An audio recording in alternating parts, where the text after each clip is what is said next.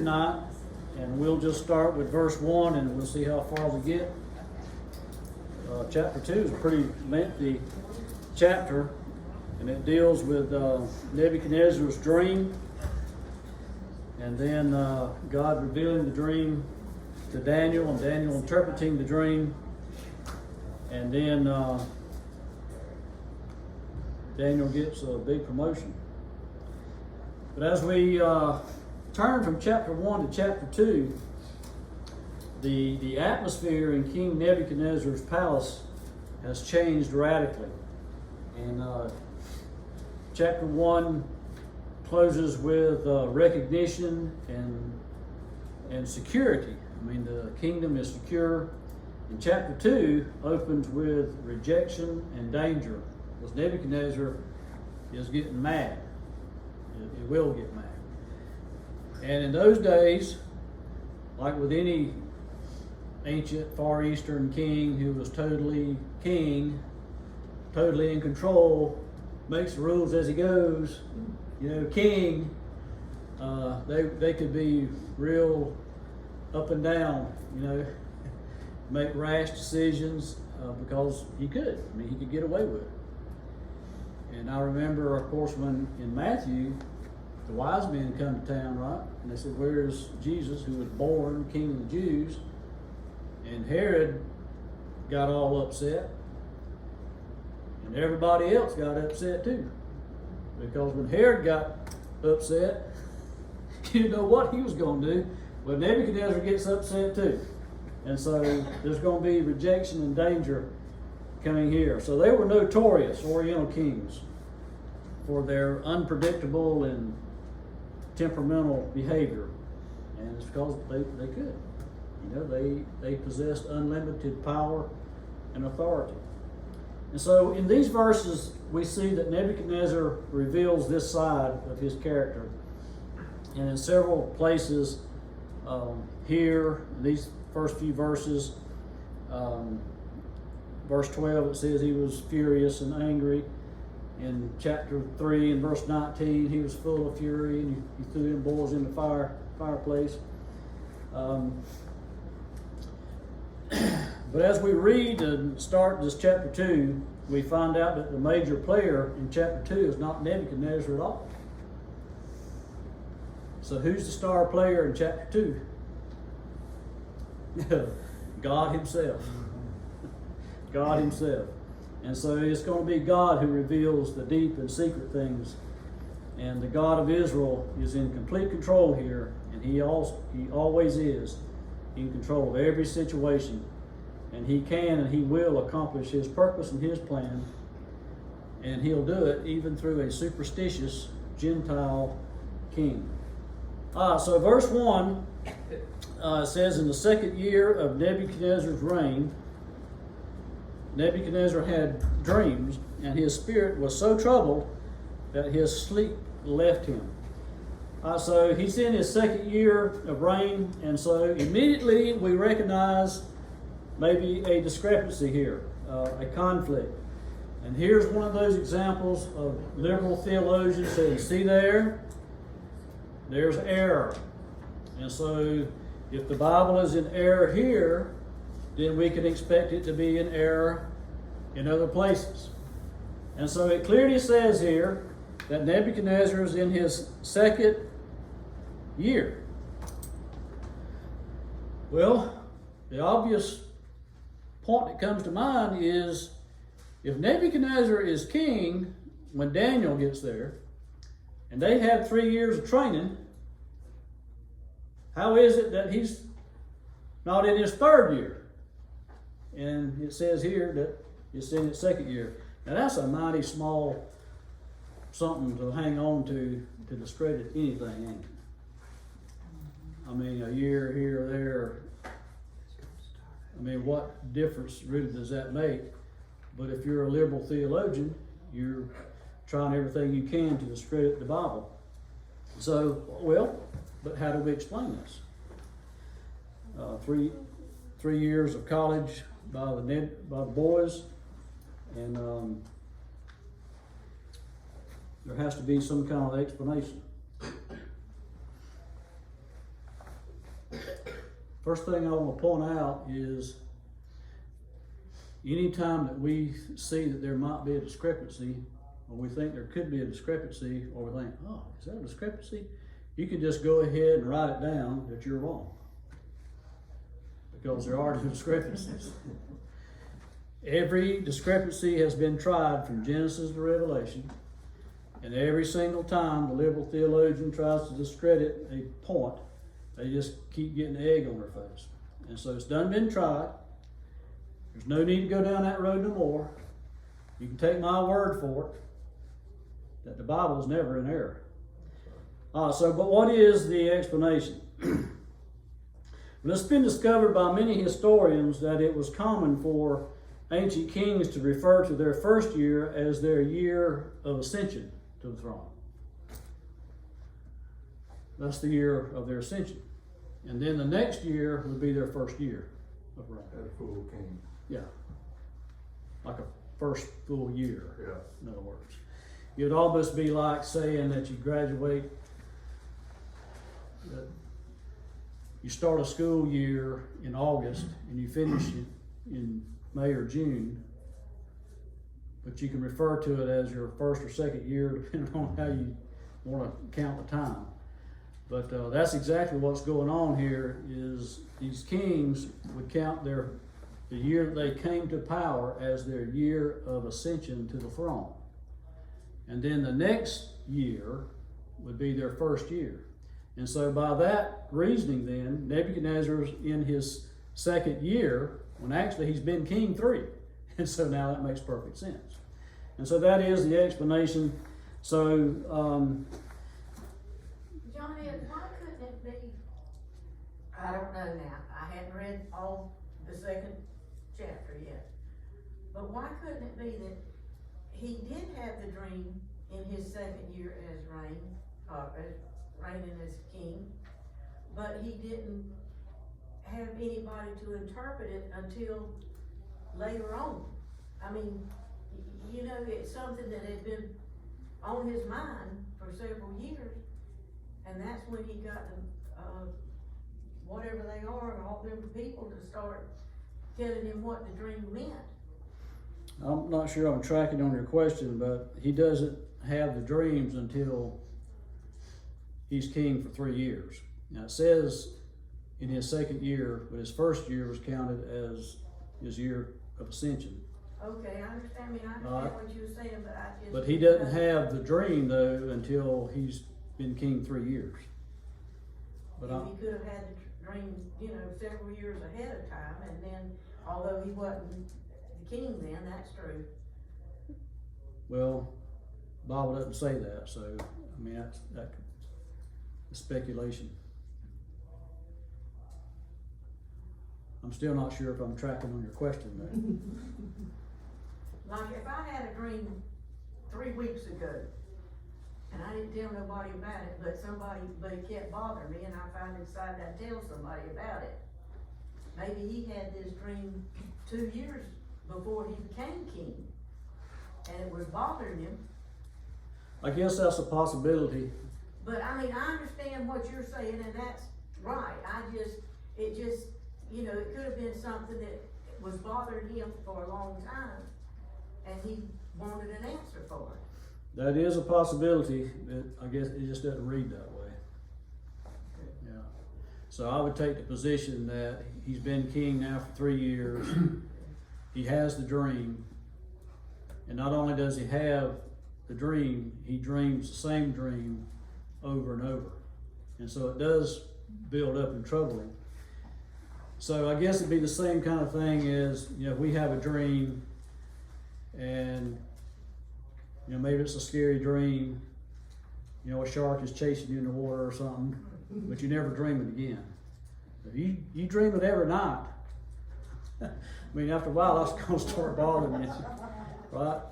And so Nebuchadnezzar does dream the same dream many times, and I'll refer to that again, actually. And so, but Daniel doesn't offer any explanation for this. And Daniel's the writer.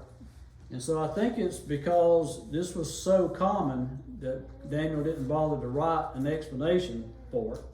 because this was like common knowledge of the day of how kings reckoned their ascension to the throne and how they reckoned their what year of reign they were in. So I'd also point out that Bible critics really need to get a life, if something that this insignificant causes them that kind of heartburn. I mean, second year, third year, it doesn't change the context one bit. It's just something they gotta hold on to try to discredit the Bible when they really don't have a leg to stand on. All right, so Nebuchadnezzar then has this dream, and it's during his sleep, and it troubled him greatly to the point that he just couldn't sleep. So this was really interrupting his sleep and keeping him from sleeping. And so he is secure on his throne. I mean, he's conquered the known world at this time, and there's no bad guys out there. Ain't nobody besieging Babylon. I mean, so he's secure on his throne. There's no threatening enemies out there. I mean, he's going to whip everybody. I mean, there's not an army out there nowhere, Kevin, that could be threatening him. So he's secure, but he can't sleep. Now that's cat's meow, ain't it? Can't sleep. The word for troubled here is a strong word that means a deep disturbance and one that causes real apprehension. So here's Nebuchadnezzar, and he could conquer nations, but he couldn't conquer his own dreams. Can't sleep at night. Later on in the Bible, we're going to find out that Darius is sitting on the throne, right? And they threw Daniel in the lion's den. And old Daniel, I just got this mental picture of Daniel. He's laying on the lion, and he's got his tail in his hand, swishing skeeters or whatever. And Darius is the king, and he's in there on his bed, he can't sleep. Daniel's in the lion's den, sleeping just fine. And so what does that tell us? Man, being inside God's will is always the most peaceful place to be. That's where the contentment and the happiness and the peace is. So Nebuchadnezzar has taken his dreams to bed with him. So we should already know that that's just not a good thing to do. And so he's taken his problems to bed with him. So let's point out right there then that from a spiritual standpoint, don't take your problems to bed with you. I mean, if you got some issues, you'll need to straighten them out. And it's not always been the case in our house, but it's the right thing to do. Sometimes you may not be doing it right, but you can teach it right and try to do better. But Nebuchadnezzar was losing sleep because he was troubled, and there's no need for that. So God often spoke to men now in the Old Testament times through dreams. We know that in Job chapter 4, Eliphaz, who was Job's friend or supposed friend, he had a disturbing dream. And it says, fear came upon me and my bones shook and my hair stood up. I mean, that's what Eliphaz had to say. And so I don't know that I've ever had a dream that was so troubling that the hair stood up on me. But apparently he did. In Genesis chapter 20, God warned Abimelech that Sarah was married to Abraham, and that was through a dream. In Genesis 41, Pharaoh dreamed a dream, and God showed that wicked man what he was about to do.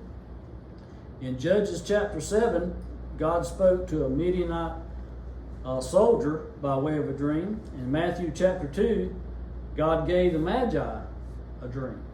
And so God has used dreams many times.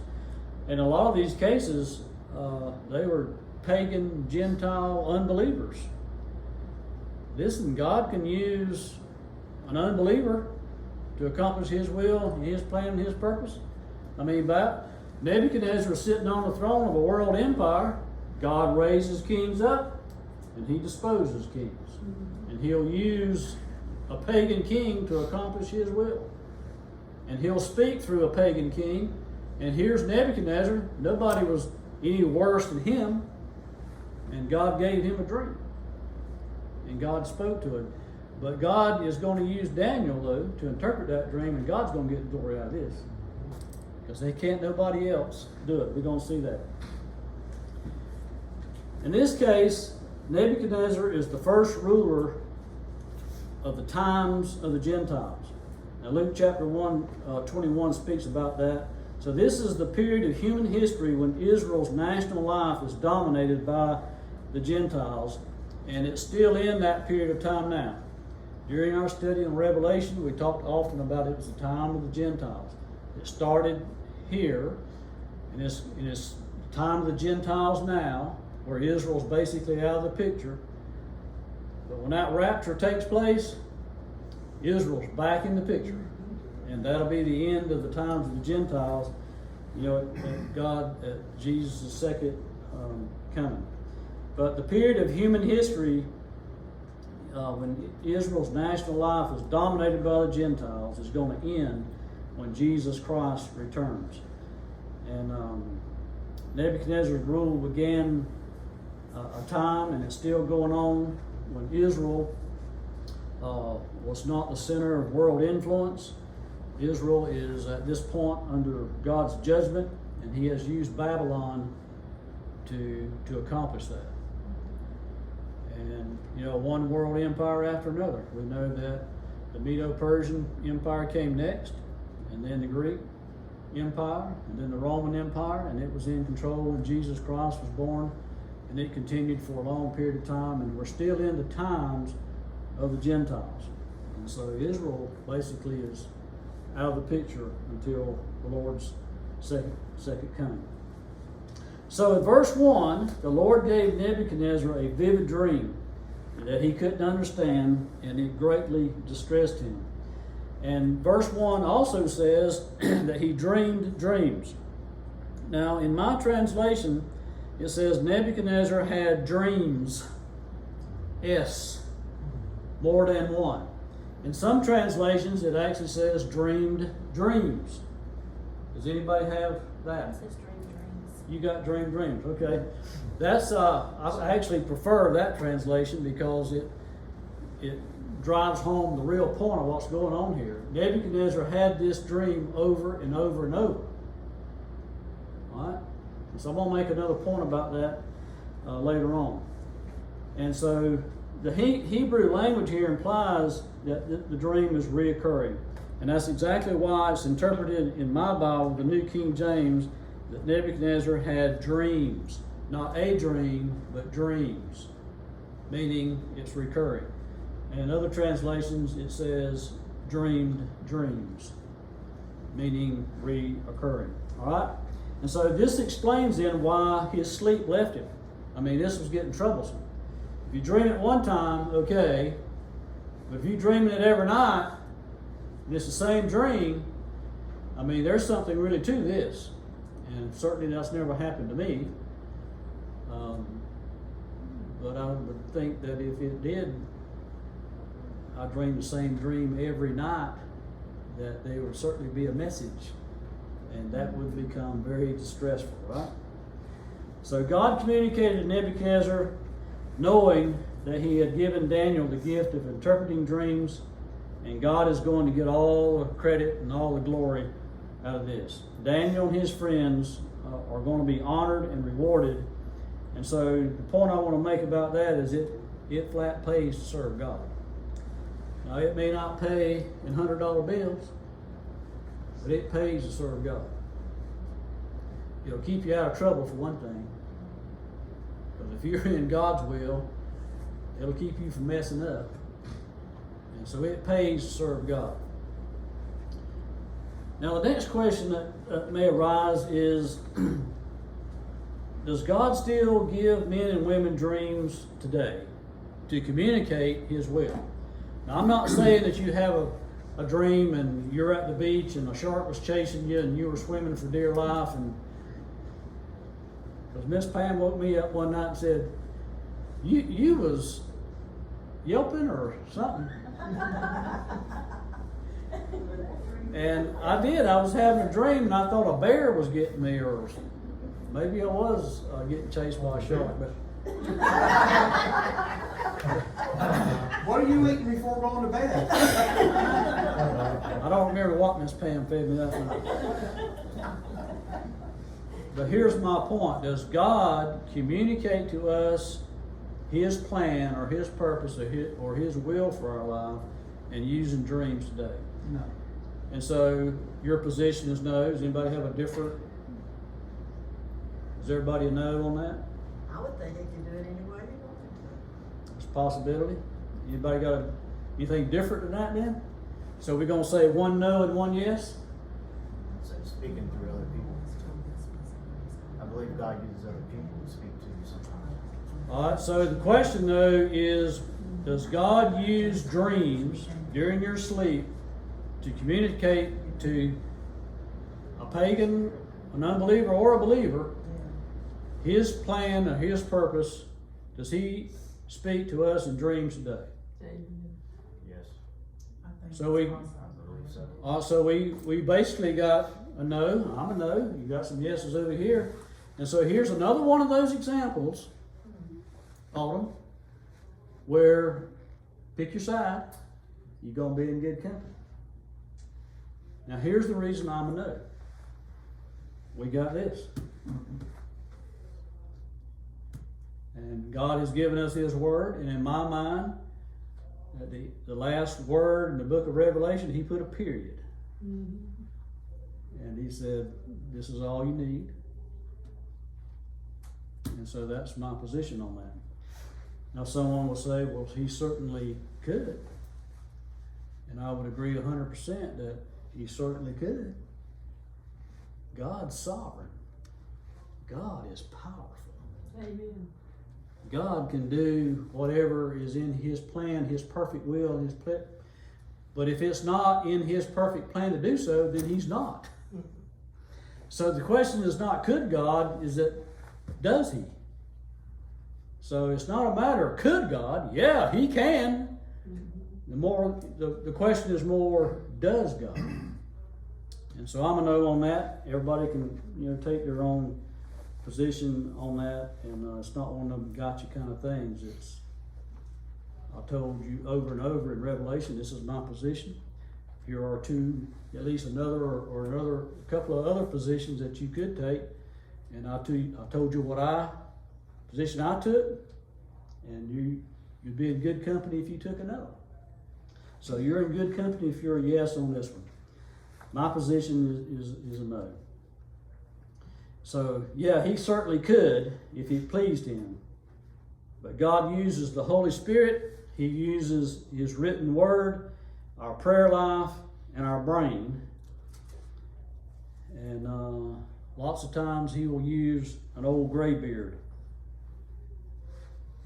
There ain't nothing wrong with, if you've got an issue going on in your life, go talk to Kevin. He's a graybeard. He's been around a while. Mr. Clinton, he's a graybeard. Been around a while. They got some wisdom. They're a sage. And so seek out godly counsel. God's word, the Holy Spirit, your prayer life, and use your brain. There's nothing wrong with using some common sense. God gave you that brain, and He expects you to use it. All right? So that's how I think God communicates His will to us today. I certainly don't deny that people have dreams. But just don't put a lot of stock in a dream you have one night and you're being chased by a shark. You might have ate spaghetti with pepper sauce on it or something, you got indigestion. I mean, just be careful about that kind of thing. The human subconscious is capable of producing dreams, and the Bible recognizes this. Read Jeremiah chapter 23, verses 25 to 32. And it tells that demonic forces can also cause dreams. So I'm just saying, just be careful about that. They could be full of Satan's lies and certainly have nothing to do with God's truth. So it's a dangerous thing to accept dreams as messages from the Lord. when you might be suffering from indigestion. So I'm just pointing out that my position is that God doesn't use dreams to communicate His will or His plan or His purpose for your life. We have His written word, we have the Spirit, we have our prayer life and a brain.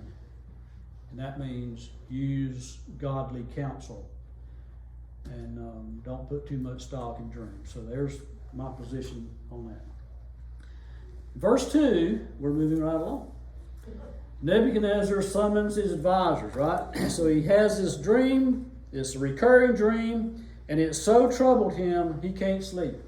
And so he's not at peace. Ruler of the entire empire, secure in his throne. No threats out there at all, and he can't sleep. No peace, no joy, no contentment, no happiness. We've been there. We've been there, right? You're always better off in God's will than out of it.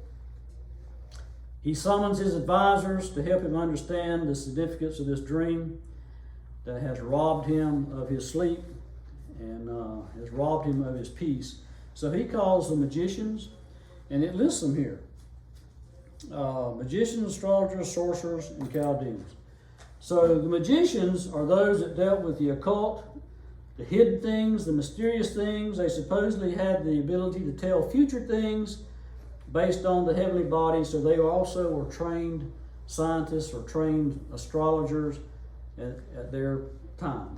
And then the astrologers, they were basically there for the science behind the movement of the heavenly bodies, because they believed that if you were born,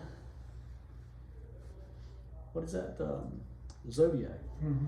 Like if you were born the last day of October, then your sign is, what is my sign? I don't even know. It sure ain't important. But the point is that is supposed to influence my behavior, because I was born on a certain sign. And then my future could be predicted based on that. And I probably shouldn't have married Miss Pam, who was the doggy. She's a doggy sign. And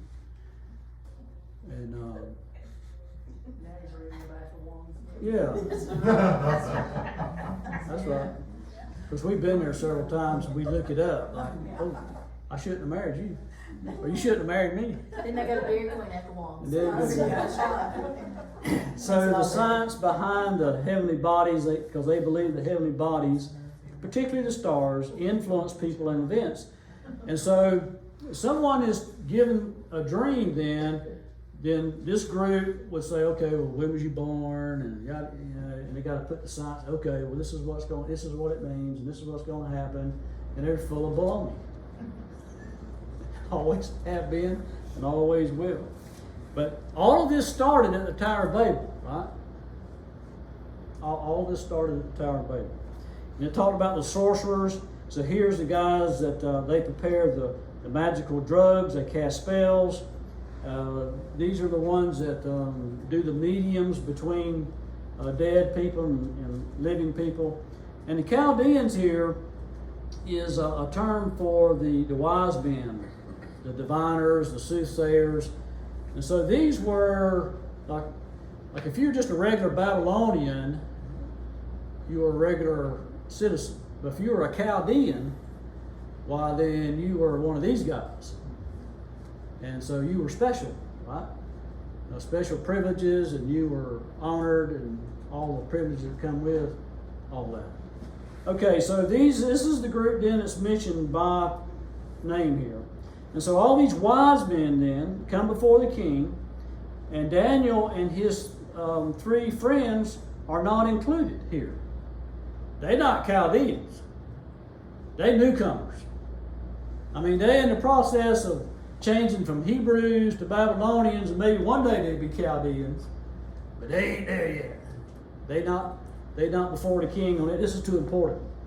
They ain't got enough experience, right? 10 times better than the class, but he's calling for the ones that's Chaldeans been doing this. Yeah.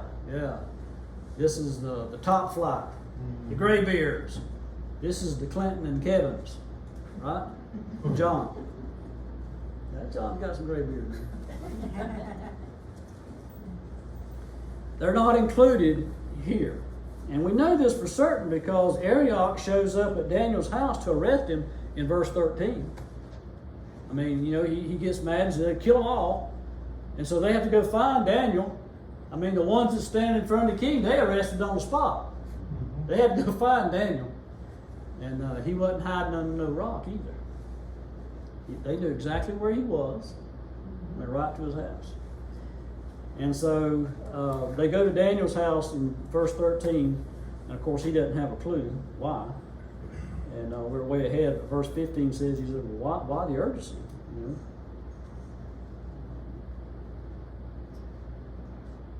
So why isn't Daniel and the other three there? You know, they're supposed to be in the wise men group. They're supposed to be in the king's council. They're supposed to be serving before the king as personal counselors. So, but they're just not Chaldeans yet. They're Hebrew by birth, and they're just not among the senior levels here. Well, verse 3 says, okay, he gets all the Chaldeans. I'll just group them all together. He gets all these Chaldeans to come, and this is going to be in the middle of the night, right?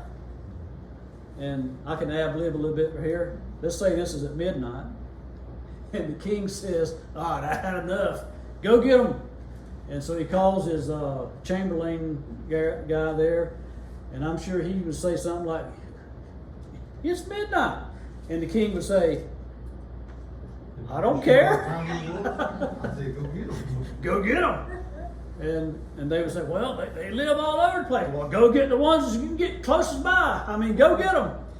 And so the king's urgent is go get them.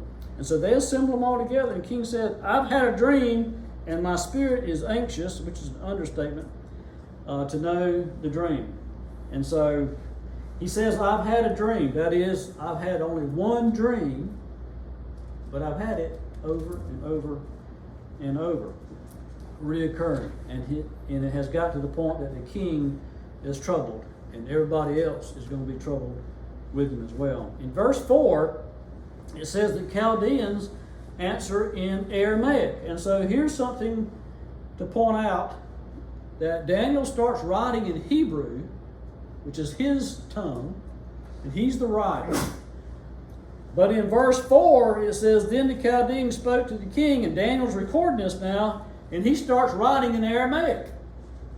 Well, is that strange? I mean, he's been trained in Aramaic now for 3 years. He knows it quite well. He passed the test, and so he starts writing in Aramaic because that's the language of their diplomacy.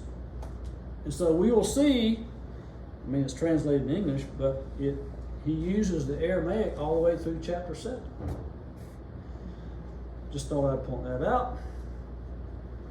He says, and the Chaldeans answer in Aramaic and say basically this: tell us the dream, and we'll be glad to lie to you and tell it what it means. I mean, they've been down this road many, many times where somebody has a dream, they get called in, they say, here's the dream, and they act like they do some calculations, they say, here's what it means. Tell them anything. So they can't all get a point. It is what it is. That's right. What a job. Politics. Yeah. I've often said I should be a Major League Baseball player. The failure rate in batting in the major leagues is 75% failure rate. In other words, you can bat .250 and make lots of money. You got lower than that, made lots of money. And so they ain't got to be right. They just getting paid a lot of money. Just hit Have a a lot home of- run every now and then. Say again? Just hit a home run every now and then. That may be why I can't play in the major leagues. But my point is that they're batting zero on really interpreting dreams. They're full of it. So in verse 5 now, as my son Justin would say, the plot thickens. He said the plot thickens. Nebuchadnezzar, look what it says in verse 5. So they show up and he says, I've had a dream. And they say, oh yeah, okay, good deal. Live forever, king. You know, a strong salutation, like that was common. Tell the dream, we'll give you interpretation. Nebuchadnezzar is thinking, he done thought this out. And he's thinking this is too important for fun and games. I think Nebuchadnezzar's already done all that fun and game stuff where it really don't matter. It's just for fun. But this is troubling. This is for real. I mean, there's something about this. And Nebuchadnezzar doesn't want to be told no lie. He don't want this to be no fun and games kind of thing. Nebuchadnezzar's already made up his mind that he's going to require the Chaldeans, these magicians, to tell him what he dreamed first. And if they could do that, then he had confidence that they could interpret what it means. Now there's just something. They never run up against that before. They in a mess now. If they could do that, then he would feel certain that they could also tell the interpretation. He knows that this dream is very significant. And this one wasn't one of those don't matter. This was serious. The king wanted to be sure that they could do what they always claimed that they could do. Tell me the dream first, then interpret it. Then you get a great reward. But if you don't, I'll cut your head off. You done got hot in the frying pan now, ain't you? If you don't make known the dream to me and its interpretation, you'll be cut in pieces and your house will be made an ash heap. In other words, the whole family gonna die too. We're gonna burn your house down. And so, a little bit of time on this. You shall be cut in pieces. Here again is more room for interpretation. In those days, what would fit that is two different things. We will hack you limb to limb with a machete or an axe or a big sword or whatever, dismember you that way. But another thing that was popular was to tie two trees together and strap you between the two trees where you pull them over, right? And then you put that guy legs and then you cut the ropes and the trees get Make a wish. gruesome, right? I think I thought it was where the mafia come from. Start cutting off a finger at a time, get the information. Yeah, I mean, hey, we're gonna cut a hand off, tell me. yeah. Eventually you get fed up with that and just tell them whatever they want to know and then they kill you. Right. So cut you into pieces then could have either one of those as a possibility. And It's not pleasant either way. no. But dying by way of guillotine, I would much prefer getting my head cut right off than I had to get pulled apart. Because just the anticipation of that would be pretty terrible. You get your head cut off, I mean, that's immediate. As soon as it's severed, there ain't no pain. You're a goner. And so that's pretty quick. I hope I don't have to face that, but I'm just saying, if I got to pick, I just don't want to drown. With the bear chasing the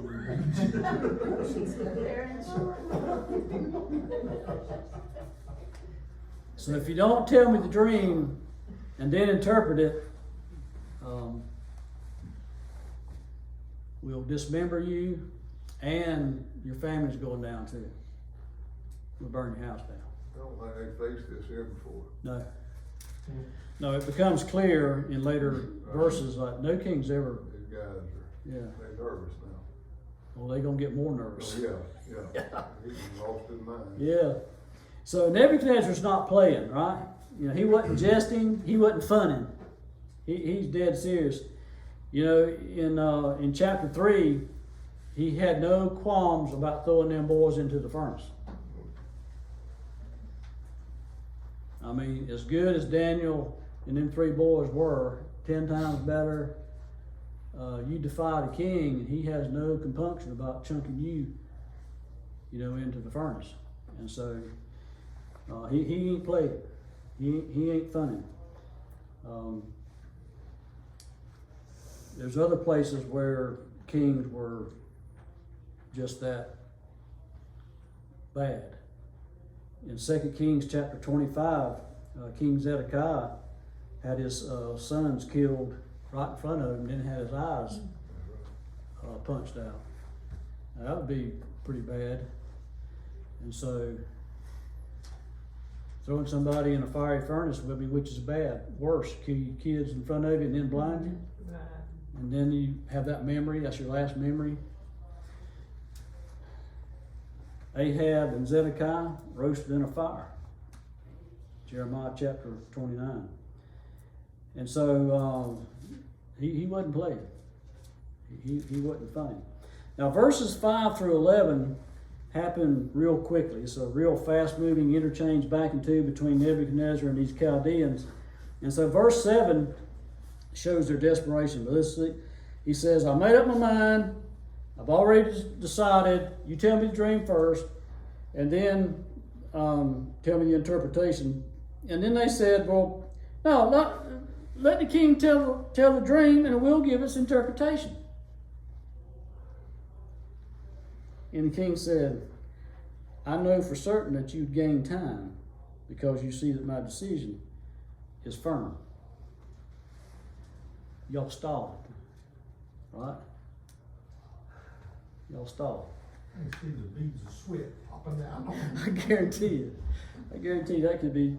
And so verse 7, like Kevin was saying, starts to show their desperation because they're asking the king a second time, tell us the dream and we will give the interpretation.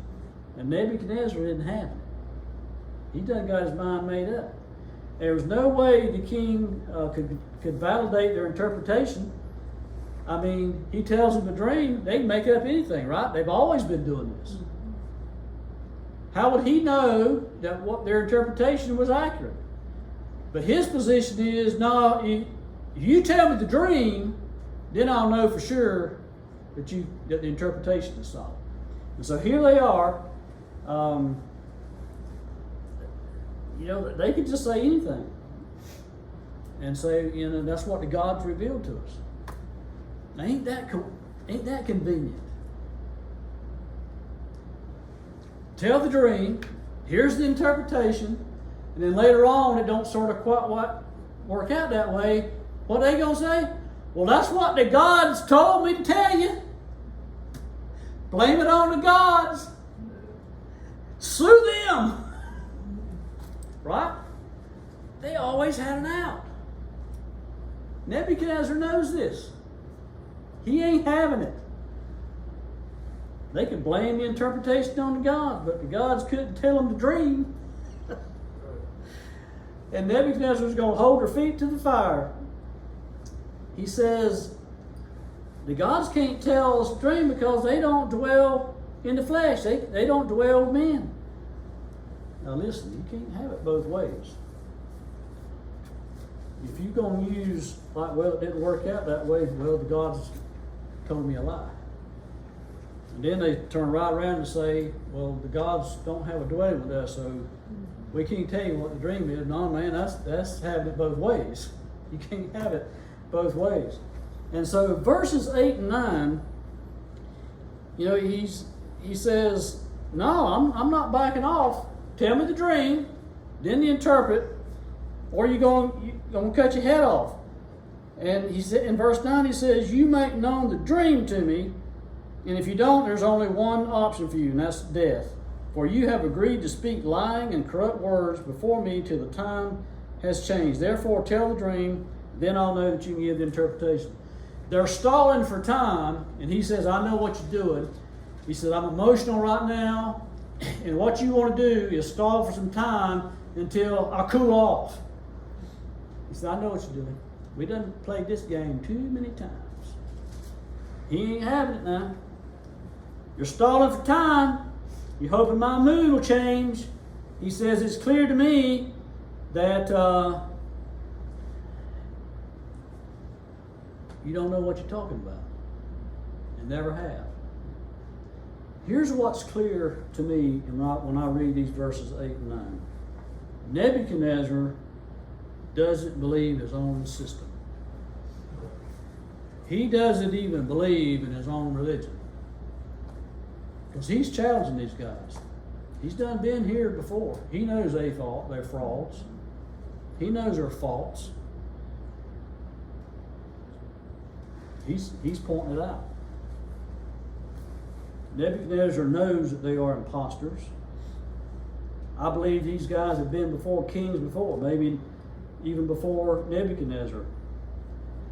And dreams were interpreted when it really didn't matter, or it was just for fun. And even if it didn't work out, they just blamed the gods. But this dream affected his future. This dream affected his peace of mind, and he wanted to know for sure. I want to know for sure if you really can interpret these dreams.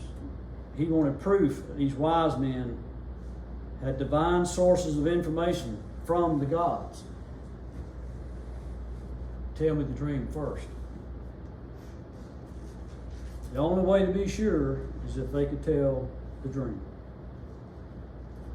Another way of looking at this, Nebuchadnezzar is saying, if you guys really have the power of divination that you claim, then the gods will reveal the dream to you, and then you can tell me the dream. And if you can do that, then you certainly can provide the interpretation. That's what Nebuchadnezzar is saying to these guys. Nebuchadnezzar already knows that if I tell you the dream, you can come up with any purely human interpretation, and essentially it's just worthless conjecture, and then you can blame it on the gods later. Nebuchadnezzar was interested in a supernatural disclosure. You hear what I just said? Nebuchadnezzar was interested in a supernatural disclosure, and he's going to get one. But not from these guys.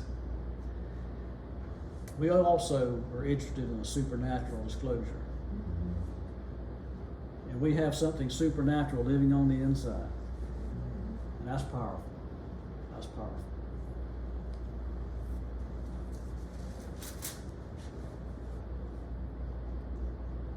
If you can't tell the dream and interpret it, Nebuchadnezzar is going to conclude that all the wise men were charlatans, and that all of them deserved death because they had been deceiving him and others before him all along, trying to make people think that they had occult powers. They had the powers to predict people's futures, interpret dreams, and all these sorts of things. In verse 10, to Kevin's point again, now they're really desperate. They answered the king and said, there's not a man on earth who can tell the king's matter. Not quite right. Therefore, no king, no lord, no ruler has ever asked such a thing of a Chaldean. Their knees is knocking now, John. They were sweating earlier, but now the knees are knocking. They are totally desperate. This is their last pitch. They know they're about to go to the executioner's axe.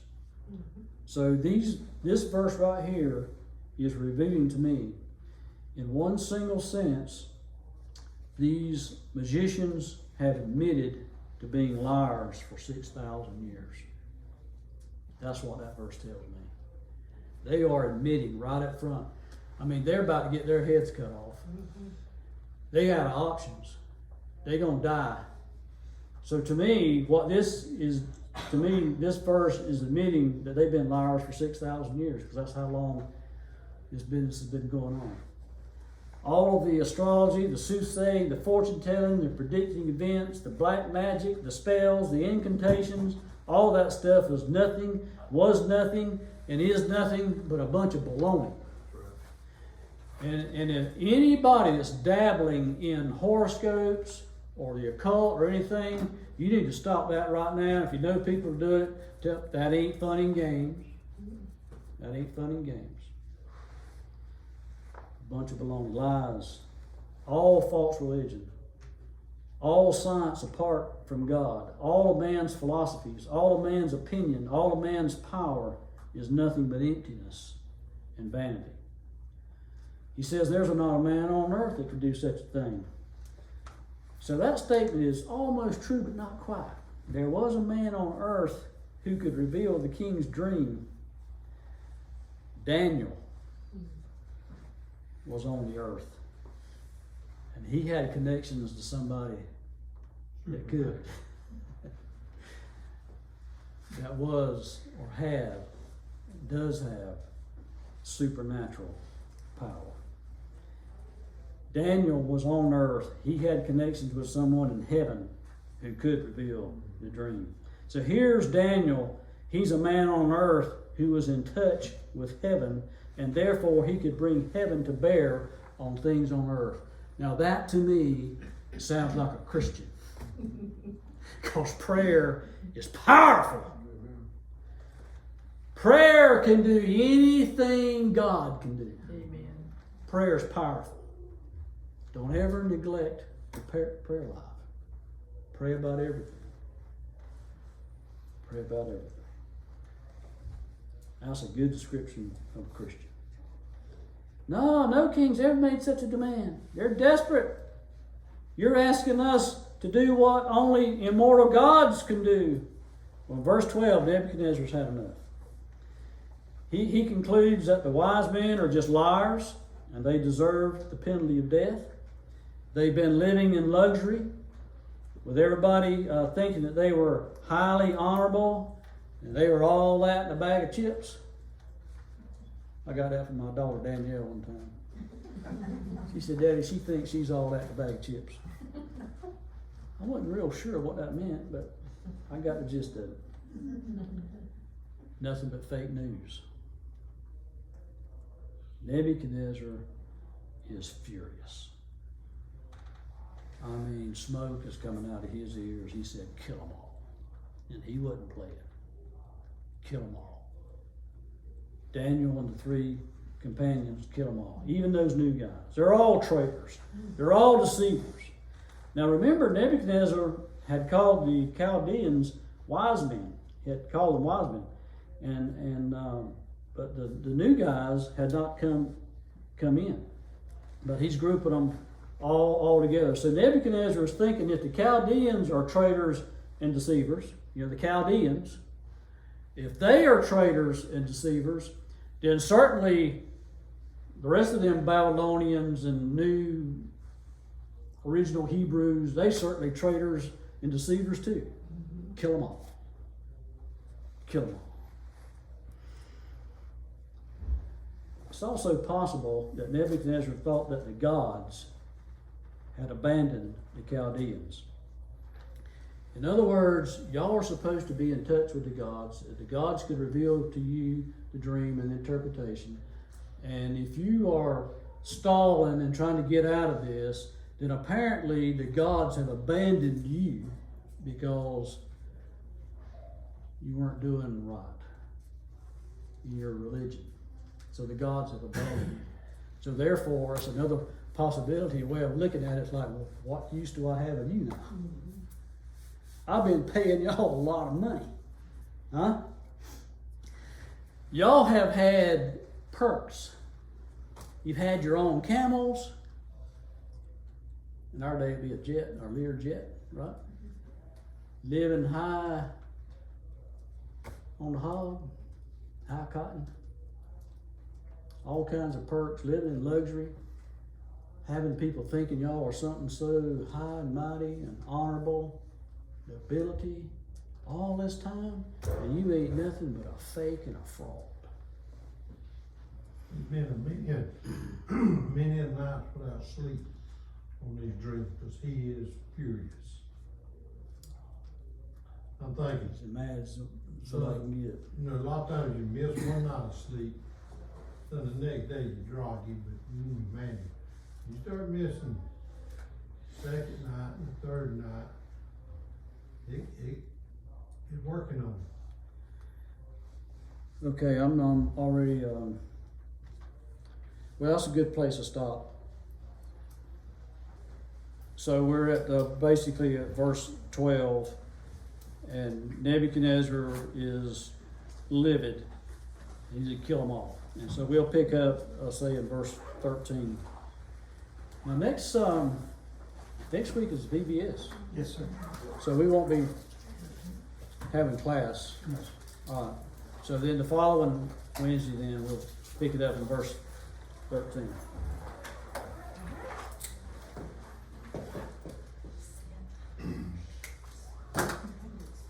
Lord God, thank you for this class, and thank you for their attendance and their attention. God, help us to apply the truths to our lives. That's my prayer in Christ's name. Amen.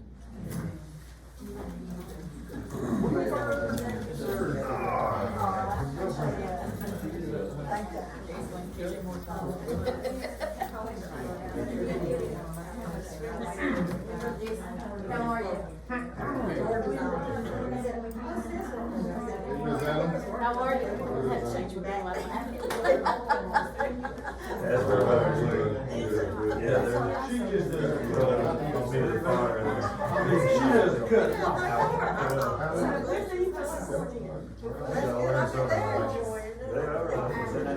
Yes, yes, sir. Me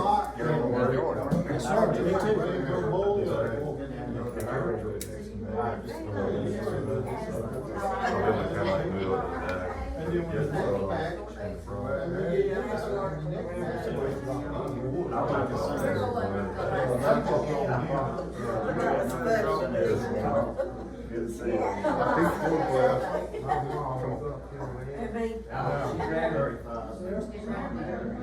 what we got some more mineral to it. We going down to, I think you said somewhere around here.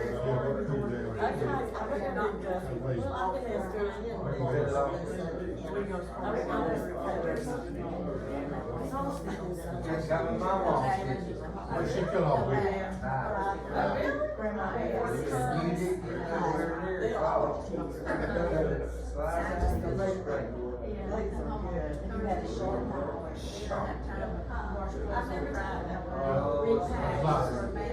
we got our cut. Now with that cutter, you kinda watch. You set that cutter up too high, Well, y'all go to the you're gonna beach. get a lot This of month. meat in there, or if you set it too low, you're gonna get enough meat. Set it. All of them, everybody know.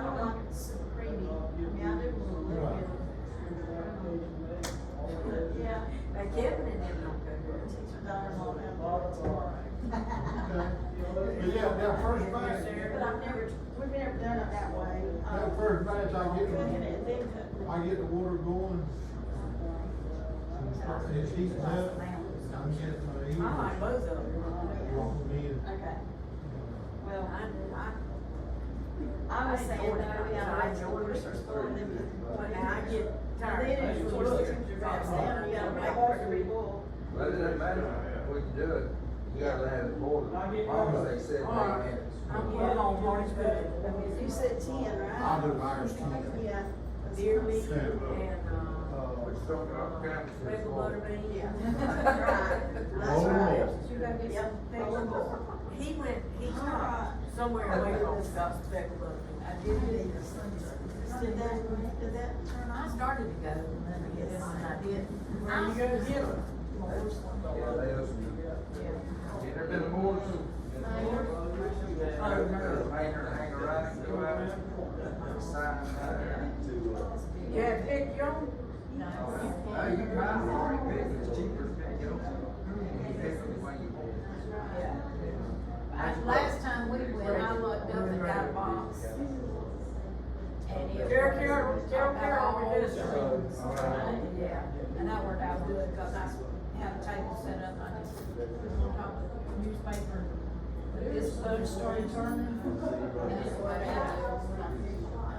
I don't know if we'll go get any juice or not, I've got several. I put it on I put mine in the freezer the last time I did. All right, see y'all later. All right, see you later. Oh. I mean, they taste about as good as they do in a jar. Mom always puts hers in the freezer, grandma always put hers in the jar. I've done both. I have too, the last years I put them in the freezer, I got some of Really those, mad, I don't reckon. you're not Tupperware, but the plastic containers like that. And shoot, you take This those. freezer toast. It's better. You know, the Kleenex, keep them in there for these young ones. Snot nose. That way, that way the temperature reads there, reacts to basically get there versus there.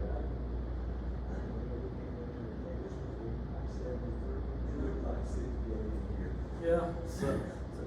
That's Well, what that could be